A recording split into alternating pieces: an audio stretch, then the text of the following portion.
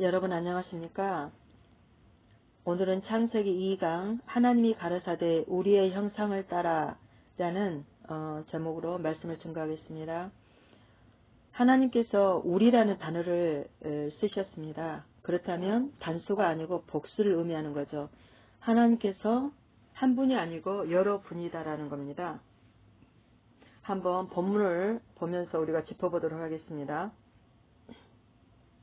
창세기 1장 26절에 보면 하나님이 가라사대 우리의 형상을 따라 우리의 모양대로 우리가 사람을 만들고 그로 바다의 고기와 공중의 새와 육축과 온 땅과 기는 모든 것을 다스리게 하자 하시고 하나님이 자기 형상 곧 하나님의 형상대로 사람을 창조하시니 남자와 여자를 창조하시고 하나님이 그들에게 복을 주시며 그들에게 이르시되 생육하고 번성하며 땅에 충만하라 땅을 정복하라 바다의 고기와 공중의 새와 땅에 움직이는 모든 생물을 다스리라 하시니라 라고 했습니다. 오늘날에는 이 과학이 굉장히 발달했기 때문에 오늘날의 복제 인간을 만들 수 있는 그런 시대에 우리가 살고 있습니다. 제가 방통대 영문과를 편입해서 이제 제가 좀 들어가서 공부를 한 적이 있는데 복제 인간에 대해서 이 과학과 생명이라는 그 과목에서 이렇게 다루는 시간이 있었습니다. 뭐 GMO라든지 또 복제 인간이라든지 이제 이 복제 인간을 통해서 우리가 이제 뭐 동성이라든지 그런 걸 통해서 이제 복제 인간을 이렇게 만드는 거예요. 그러면은 이 복제 인간을 통해서 어떤 문제들이 발생할 수 있는가 하는 그런 이제 정체성의 혼란에 대해서 이제 다루는 시간들이 있었습니다. 그리고 이제 또 이 복제 인간을 만들면서 그것이 어떤 생명으로 여겨지는 게 아니라 그걸 하나의 어떤 이렇게 무슨 뭐 이렇게 물건처럼 그 생명을 취급할 수 있다라는 거죠. 그래서 여러 가지 도덕적인 문제까지도 발생될 수 있는 그런 이제 일들이 일어날 수 있다는 거죠. 그리고 이제 이런 인간 복제가 가능하고, 또 이제 여러 가지 이렇게 복제양 분리를 만드는 그런 시대라 할지라도, 그런데 우리 과학이 하나를 할 수 없는 게 딱 하나 있대요. 그게 뭐냐면, 생명의 근원이 되는 이 피는 절대 만들 수 없답니다. 이 피 속에는 여러 가지 많은 암호를 가지고 있죠. 우리가 과학에서도 우리가 DNA의 모든 유전 인자가 이 피를 통해서 이게 이제 흐르고 있는데, 이런 하나님께서 이 생명이 되는 바로 이 피는 우리 사람이 복제를 할 수 없게끔 만들었다는 것이죠. 그래서 우리가 이 학교에서 오랫동안 어떤 이렇게 진화론의 교육을 받고 그래서 창조에 대한 이 사람과 이 가축과 짐승의 이 DNA 자체가 틀린데 어떻게 이게 진화가 될 수 있는가, 어떻게 원숭이에서 사람이 나올 수 있는가, 그런 학교에서 어떤 선생님께서 그런 적이 있어요. 아무리 이해가 안 되는 것도 100번만 사람들에게 주입을 하면 그게 정당화가 된대요. 근데 바로 이러한 것들을 놓고 얘기를 한 게 아닌가 하는 그런 생각을 좀 해본 적이 있습니다. 그래서 우리가 이제 오랜 기간 동안에 학교에서 진화론을 가르쳤기 때문에, 이 창조론이 묻혀서 이 창조론을 믿어야만 우리가 과학계라든지 여러 가지 우리에게 파생되고 있는 문제들 가운데서 그 문제가 풀어질 수가 있는 거죠. 그래서 요즘에는 이제 진화론을 이렇게 이제 좀 폐기 처분하는 그런 경우도 좀 많이 있다고 제가 들었습니다. 제가 이제 초등학교 4학년 때인 것 같아요. 선생님께서 갑자기 오후에 이제 그런 질문을 우리에게 던지시는 겁니다. 여러분이 닭이 먼저 생겼다고 생각하냐 아니면 계란이 먼저 생겼다고 생각하냐 라고 하는 겁니다. 뭐가 먼저였겠냐는 거죠. 그러자 우리 대부분은 계란이 먼저 아니냐고. 왜냐하면 계란에서 닭이 나오기 때문에. 그러니까 또 이제 이제 부류는 그러는 거예요. 아니, 암탉이 있어야 그걸 품고, 그리고 또 알을 이렇게 내서, 이렇게 계란과 닭이 생기지 않냐. 이건 닭이 먼저다. 이제 그렇게 얘기를 하는 거예요. 그러니까 여기 이쪽에서 들으면 이게 맞고 저쪽에서 들으면 저게 맞는데 저는 계란이 먼저다고 생각을 했어요. 그런데 선생님께서 닭이 먼저라고 생각하는 사람 손을 들라고 하니까 반, 또 이제 계란이 먼저라고 생각하는 사람 손을 들라고 그러니까 한 절반 정도 이렇게 됐는데, 이제 이런 생각도 있구나라는 여러 가지 그 생각에 전환이 일어나 그런 좀 순간이기도 했는데, 선생님께서 그러셨습니다. 닭이 먼저라고 생각하는 사람은 왜 닭이 먼저라고 생각하는지 한번 얘기를 해보래요. 그런데 그때만 해도 우리가 성경에 대한 지식을 이렇게 듣고 했던, 또 교회를 다녔다 할지라도 거기까지에 이렇게 들었던 그런 건 아니었기 때문에, 그랬죠. 그 한 학생이 그랬습니다. 교회에서 이제 전도사님께서 말씀하셨는데, 하나님께서 맨 처음에 하늘과 땅과 모든 것을 지으시고 또 이 가축과 새와 이런 모든 사람을 먼저 만드셨다라는 그런 얘기를 하셨다고 하면서 그런 얘기를 이제 우리들에게 하는 거예요. 그러면서 이제 우리에게 여러 가지 많은 정답을 내리지 못한 채 그냥 그렇다더라 이제 하면서 우리가 이제 이제 질문에 대해서 이제 마무리를 가졌는데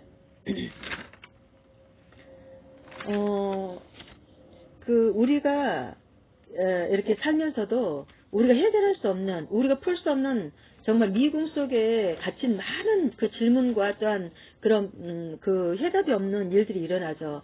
우리가 주변에 많은 분들이 이제 가까운 이웃들이나 사랑하는 분들이 세상을 갑자기 뜰 때도 있습니다.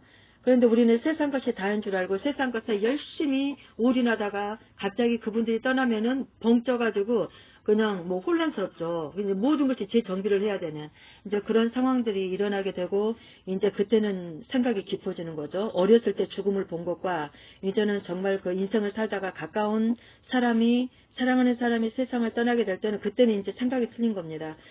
우리가 하나님을 모르는 분들은 도대체 인생이 뭘까? 사람은 어디로부터 와서 어디로 가는 건가? 그리고 이제 또 왜 사람은 자기가 원치 않아도 세상에 태어나고 또 이렇게 죽음을 맞이하게 되는가? 이제 그런 여러 가지 생각들. 그리고 이제 열심히 자기가 세상에 재력이나 명예, 권세, 성공, 이제 부라든지 자기가 추구하는 것들을 열심히 얻으려고 살아갔는데 결국 인생의 마지막에나 아니면 갑자기 그러한 것들을 얻기는 얻었는데 우리 성경 말씀처럼 곡간을 더 짓고 해서 많은 재물들을 쌓고 또한 부활을 가득 채웠다 할지라도 그 다음날 죽어버리면 뭐 하겠어요? 그런 상황들이 이제 우리 인생 가운데 많이 펼쳐진다는 거죠. 그것에 대한 해답은 없고, 이제 또 성경에서 우리가 보면, 우리는 하나님을 경외하고 살 때 세상의 모든 것은 인생 과정에서 하나님께서 우리에게 노동의 대가로 주시는 것이지 그 자체가 우리 인생의 목적은 아니다라는 것을 분명히 우리에게 말씀하고 계십니다. 전도서 3장에도 헛되고 헛되면 모든 것이 헛되다라고 분명히 이 모든 것을 추구하고 천하의 많은 것들을 얻었던 솔로몬 왕이 바로 그러한 세상의 모든 것은 헛되고 헛되도다라고 이렇게 고백을 하고 간 겁니다. 그렇다면 이제 여기 1장 26절에서 보면 하나님께서 우리의 형상을 따라 지으셨다라고 했습니다. 창조하셨더래요. 창조하셨답니다. 그러면 여기에 우리의는 이제 하나님께서 여러분이신데 그렇다면 이제 요한복음 1장을 통해서 한번 보겠습니다. 1절에 태초에 말씀이 계시니라 이 말씀이 하나님과 함께 계셨으니 이 말씀은 곧 하나님이시니라. 이 말씀이 태초에 하나님과 함께 계셨고라고 하네요. 말씀이 태초에 하나님과 함께 계셨대요. 만물이 이 말씀으로 말미암아 나왔고 지은 바가 되었으니 지은 것이 하나도 이 말씀이 없이는 된 것이 없느니라. 그 안에 말씀 안에 새 생명이 있었으니 이 생명은 사람들의 빛이라. 빛이 어둠에 빛이 돼 어둠이 깨닫지 못하더라. 하나님께로부터 보내심을 받은 사람이 있으니 그 이름은 요한이라. 이 세례 요한을 의미하는 거죠. 이 세례 요한이 증언하러 왔으니 그 빛에 대하여 증언하고 모든 사람이 자기로 말미암아 믿게 하려 함이라. 그는 이 빛이 아니요 이 빛에 대하여 증언하러 온 자라. 참 빛 곧 세상에 와서 각 사람에게 비추는 빛이 있었나니 그가 세상에 계셨으며 세상은 그로 말미암아 지은 바 되었으되 세상이 그를 알지 못하였고 이 말씀이 빛이요 이 빛이 바로 세상의 모든 것을 다 창조하신 분이시대요. 근데 세상이 그를 알지 못했대요. 근데 이 분은 바로 자기 땅에 오셨다라는 거예요. 자기 땅에 오매 자기 백성 영접지 아니하였으니 영접하는 자 곧 그 이름을 믿는 자들에게는 하나님의 자녀가 되는 권세를 주셨으니 라는 너무 지금 권위 있는 말씀을 지금 이렇게 하고 계신 거예요. 이는 혈통으로나 육정으로나 사람의 뜻으로 나지 아니하고 오직 하나님께로부터 난 자들이니라 라고 하셨습니다. 요한복음 1장 14절에 보면 말씀이 태초에 말씀이 계셨는데 그 말씀이 육신이 되어서 우리 가운데 오셨대요. 우리 가운데 거하시니 우리가 그의 영광을 보니 아버지의 독생자의 영광이요 은혜와 진리가 충만하더라 라고 지금 나옵니다. 아버지의 독생자의 영광이다라는 것은 the glory of the one and only Son of God입니다. 그러면은 여기에 그 the one and only예요. 오직 하나 그리고 오직 하나인 딱 하나밖에 없는 하나님의 독생자라는 의미죠. 근데 그 안에 은혜와 진리가 충만하더라라고 했습니다.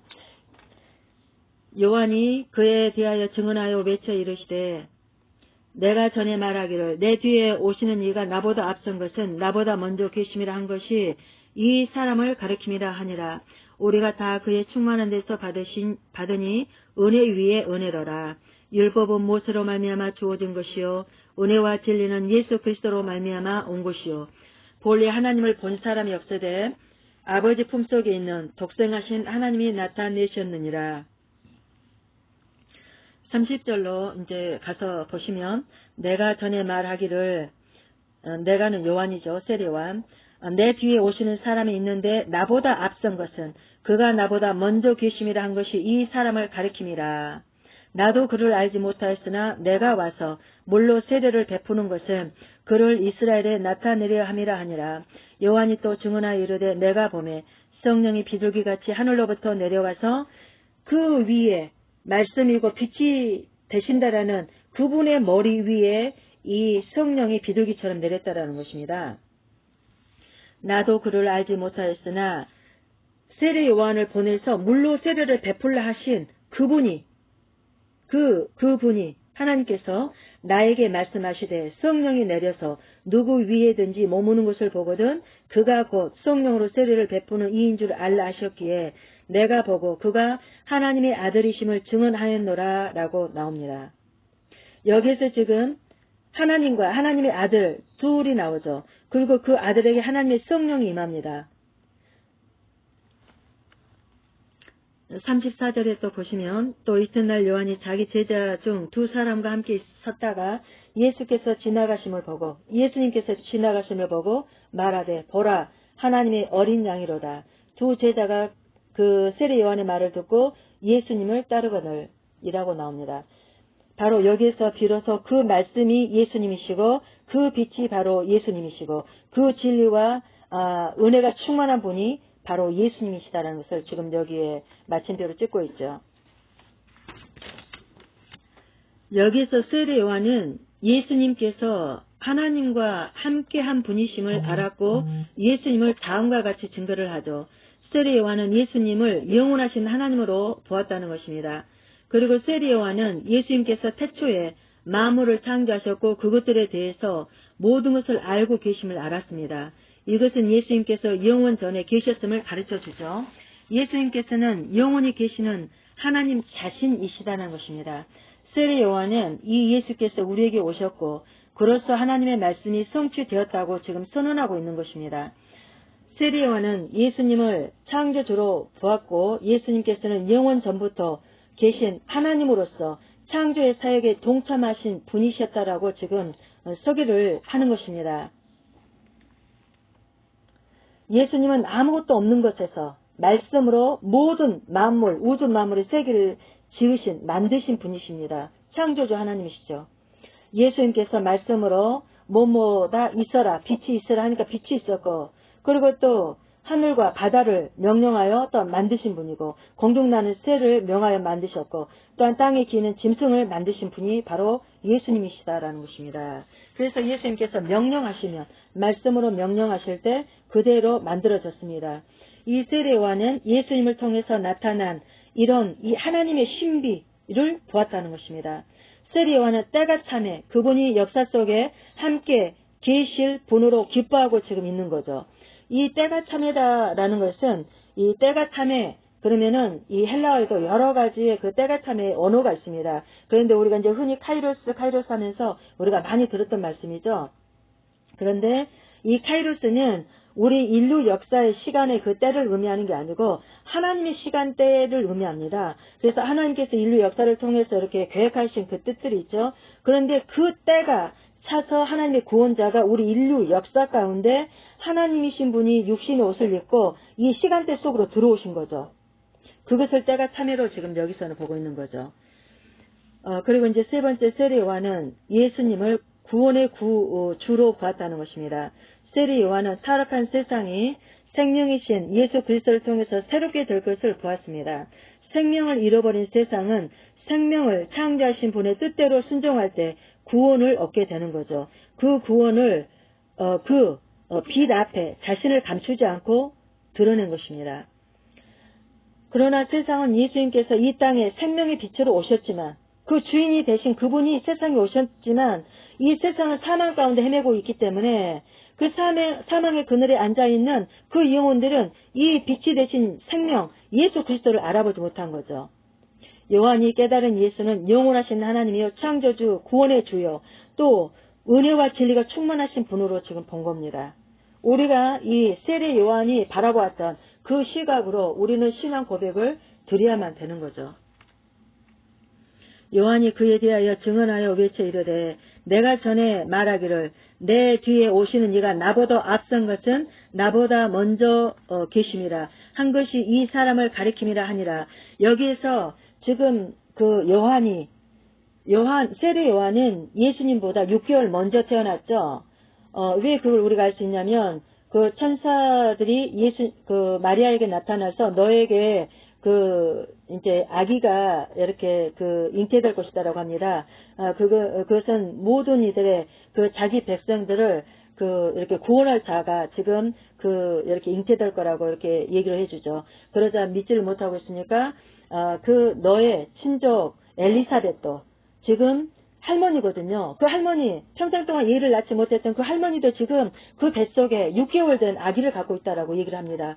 그러니까 이제 마리아가 비로소, 이렇게 그 천사들의 그 하나님의 뜻대로 이루어지다라고 이제 고백을 하고, 그리고 이제 그 다음날 곧장 그 아주 먼 거리인 바로 그 엘리사벳을 찾아갑니다. 그래서 엘리사벳을 찾아가자마자 엘리사벳이 자기도 모르고 그 속에서 이 세례 요한이 그 어머니의 태중에서 성령으로 말하기를 어찌하여 우리 하나님의 모친이 오는가라고 하면서 이렇게 영접하는 장면이 이제 화답하는 이렇게 이제 마리아의 찬가도 나오고 그러죠. 그런 화답하는 장면이 나옵니다. 그런데 어떻게 이제 이렇게 순서적으로 보면 세례 요한이 6개월 먼저 세상에 나왔습니다. 그런데 지금 세례 요한은 이 예수님을 나보다 훨씬 앞서서 계셨다라고 지금 여기 표현하고 있죠. 그걸 보더라도 지금 세례 요한은 예수님께서 창조주 하나님인 것을 지금 시인하고 있다라는 것을 지금 우리에게 보여주고 있는 것입니다. 그리고 이제 예수님은 자신을 드러내 보여주셨습니다.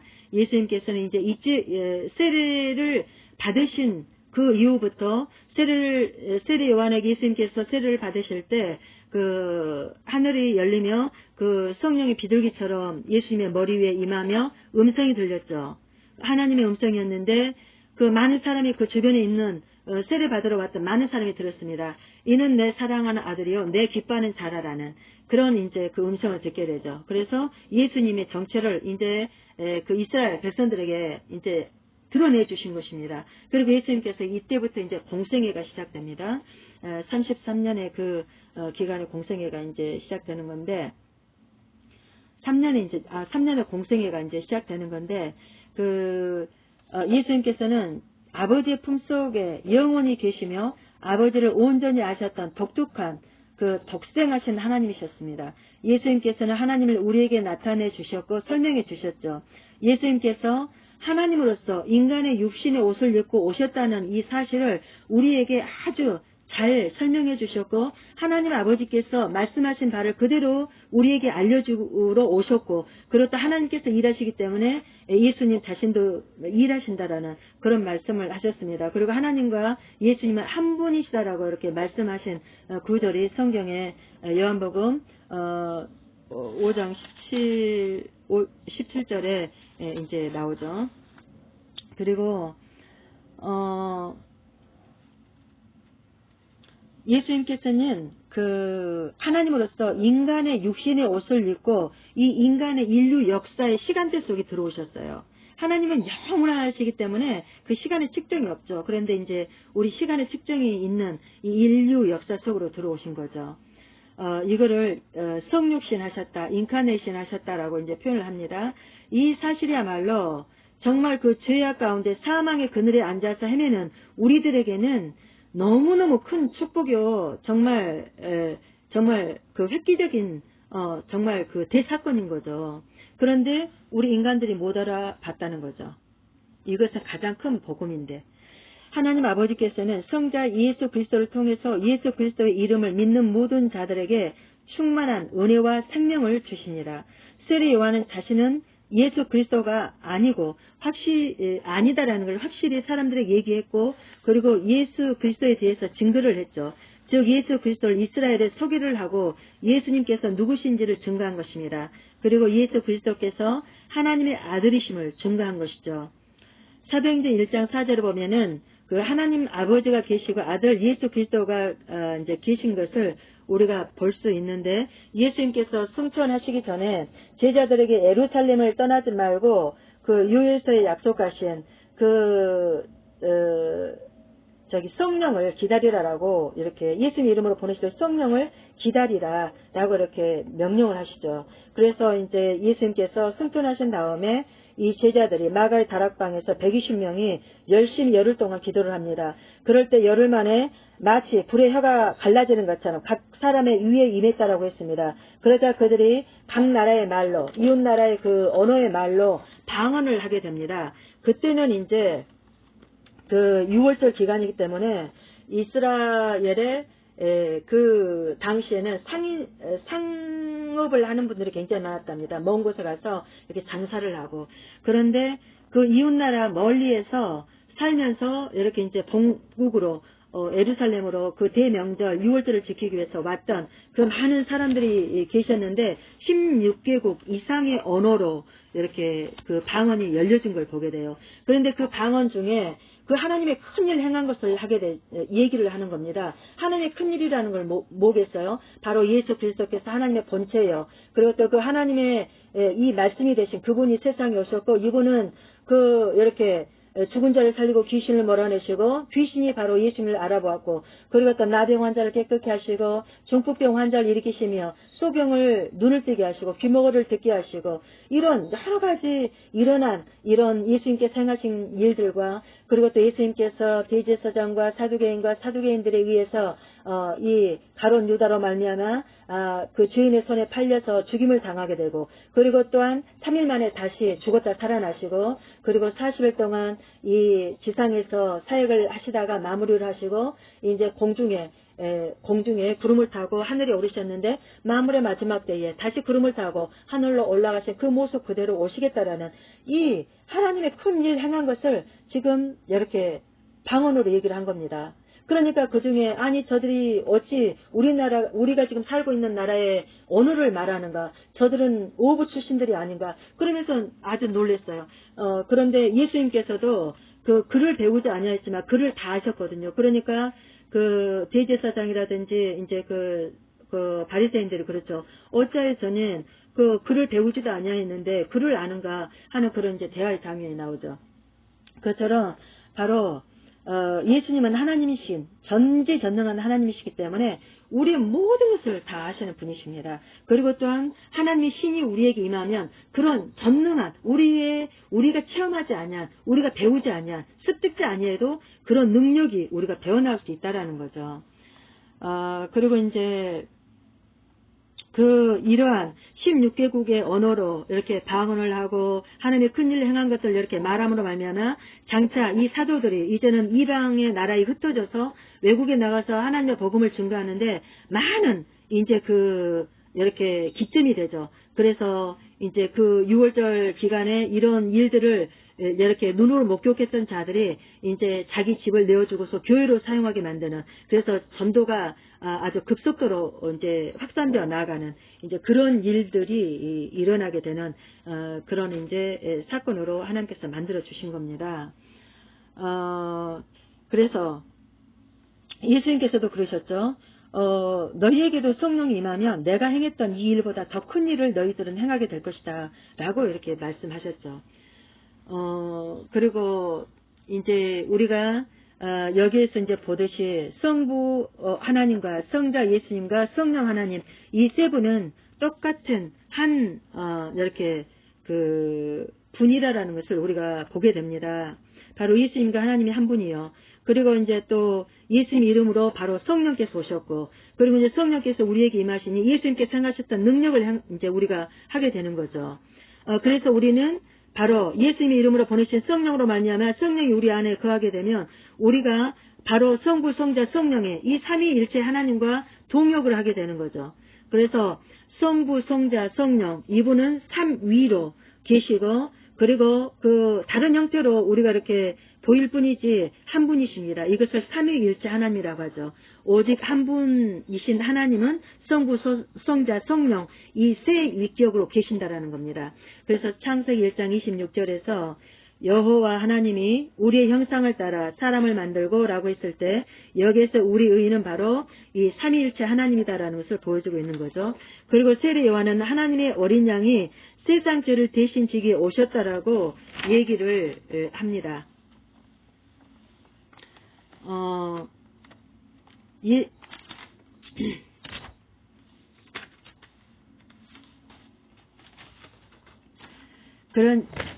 그리고 하나님께서 세상에 보내신 예수 그리스도를 아는 것이 영생이다라고 요한복음 17장 3절에 말씀하시죠. 그리고 요한복음 5장 39절에도 너희가 성경에 영생이 있는 줄을 알고 성경을 연구하거니와 상고하거니와 이 성경이 곧 예수 그리스도에 대해서 증거하고 있다라고 말씀하시죠.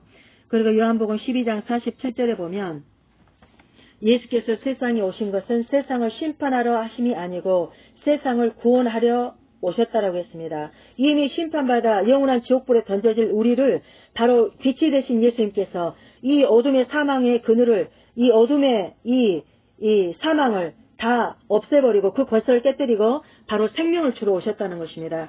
요한복음 11장 42절에 죽은 나사로를 살리신 것은 주변에 있는 무리에게 예수님께서 하나님이시고 하나님께서 세상에 보내신 것을 우리로 알게끔 하기 위해서였다라고 이렇게 나오죠. 사도행전에 승천하신 예수님께서 성령을 보내시고 그 성령을 통하여 계속적으로 구속 사역을 지금 이어가시는 것입니다. 그리고 예수 그리스도께서 다시 오실 때 일어나는 여러 가지 현상들이 지금은 일어나고 있죠. 데살로니가 전서 4장 16절에 보면은 주님께서 호령과 천사장의 소리와 하나님의 나팔로 친히 하늘로 쫓아 강림하시리니 그리스도 안에서 죽은 자들이 먼저 일어나고 그 후에 우리 살아남은 자도 저희와 함께 구름 속으로 끌어올려 공중에서 주를 영접하게 하시리니 그리하여 우리가 항상 주와 함께 있으리라. 이러므로 이 여러 말로 서로 위로하라. 지금은 주님께서 이제는 우리에게 오실 정말 마지막 지점에 우리가 살고 있다는 것입니다. 물론 예수님께서 오실 그때부터 지금까지가 마지막 때죠. 그러지만 우리가 말세의 지날이라는 말을 쓰죠. 바로 말세의 지날. 우리 예수님께서 오실 때는 지진, 기근, 전쟁, 전염병 이런 코비드-19 팬데믹 현상 같은 이런 코로나 이런 대유행 같은 이런 일들이 일어나게 될 거라고 했는데 지금 일어나고 있지 않습니까? 그리고 강과 바다가 피로 변화되고 바다에 많은 생물이 죽고 초목이 타지고 그런데 이런 일들이 지금 전 세계적으로 일어나고 있다는 것입니다. 그래서 우리는 이런 마지막 우리 주님께서 오시는 이 시점에 살면서